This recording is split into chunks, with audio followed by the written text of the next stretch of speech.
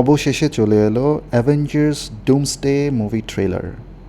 আমরা যারা মার্ভেলের ফ্যান বা মার্ভেলের ওজি লেভেলের ফ্যান, তাদের জন্যে বহুল প্রতীক্ষিত ছিল এই ট্রেলারটি। এর আগে একটা দুটো ট্রিজার আমরা দেখতে পেয়েছি, একটা দুটো না, টোটাল তিনটা টিজার মেবি বের হয়েছিল, বাট এই প্রথম আমরা পূর্ণাঙ্গ একটি ট্রেলার পেলাম মুভির। অ্যাভেঞ্জার্স মুভির লাস্ট ফিল্ম এন্ড গেমের প্রায় 7 বছর পর কিন্তু আসলো অ্যাভেঞ্জার্স ডুমসডে ছবির ট্রেলার। ডুমসডে ছবির ট্রেলার বা ডুমসডে মুভির কথা বলতে হলে প্রথমেই বলতে হয় ডাক্তার ডুমের কথা।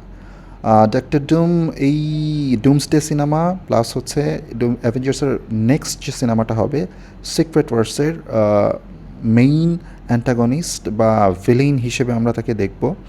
এই চরিত্রে অভিনয় করেছেন অ্যাভেঞ্জার্স বা মার্ভেলের আগের মুভিগুলোর আয়রন ম্যান চরিত্রে রূপদান করা বা অভিনয় করা রবার্ট ডনি জুনিয়রকে। রবার্ট ডনি জুনিয়র কিন্তু আবার ফিরছেন ভিলেইন হিসেবে ডাক্তার ডুম চরিত্রে। ডাক্তার ডুম, যারা কমিক ফলো করেন তারা ডাক্তার ডুমকে জানেন অলরেডি। ডাক্তার ডুম মার্ভেল ইউনিভার্সের অন্যতম প্রধান অ্যান্টাগনিস্ট বা খল চরিত্রও বলতে পারেন, বা ভিলেইন। খুবই ইম্পর্ট্যান্ট একটা চরিত্র। আমরা ডাক্তার ডুমকে আসলে প্রথম দেখেছি হচ্ছে ফ্যান্টাস্টিক ফোর কমিক্সে, ইন্ট্রোডিউস হয়েছিলেন ফ্যান্টাস্টিক ফোর কমিক্সে। এরপর আস্তে আস্তে ডাক্তার ডুম কিন্তু মানে মার্ভেল তাকে পুরো মার্ভেল ইউনিভার্সেরই অন্যতম প্রধান অ্যান্টাগনিস্ট হিসেবে বিল্ড আপ করেছে। মুভির ট্রেলারে অনেকগুলো গুজবাম মোমেন্ট ছিল। এই প্রথম এক্সম্যান ফ্র্যাঞ্চাইজিকে আমরা অ্যাভেঞ্জার্স ফ্র্যাঞ্চাইজিতে ইন্ট্রোডিউস হতে দেখলাম। ডক্টর জেভিয়ার ছিল, ম্যাগনিটো ছিল, সাইকলপসের একটা গ্লিমস দেখেছি আমরা। গ্যাম্বিটকেও দেখা গেছে শাংচির সাথে একটা ফাইটিং গ্লিমসে, যেটাতে চ্যানিং চ্যাটাম অভিনয় করেছেন গ্যাম্বিট চরিত্রে। ফ্যান্টাস্টিক ফোরও যথারীতি ইন্ট্রোডিউস হয়েছে। এছাড়া থান্ডার বোল্টসের যে সুপার হিরো বা ভিলেন বা খল চরিত্র যাদেরই বলেন, তাদেরকেও আমরা দেখতে পাবো এই মুভিতে। থর তো থাকছেনই।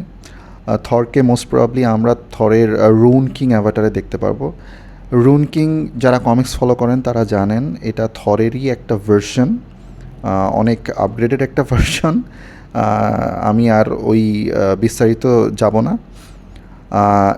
এছাড়া আমরা একেবারে লাস্টে কিন্তু ক্যাপ্টেন আমেরিকাকেও দেখতে পেয়েছি, যা যথারীতি ক্রিস ইভান্স অভিনয় করেছেন।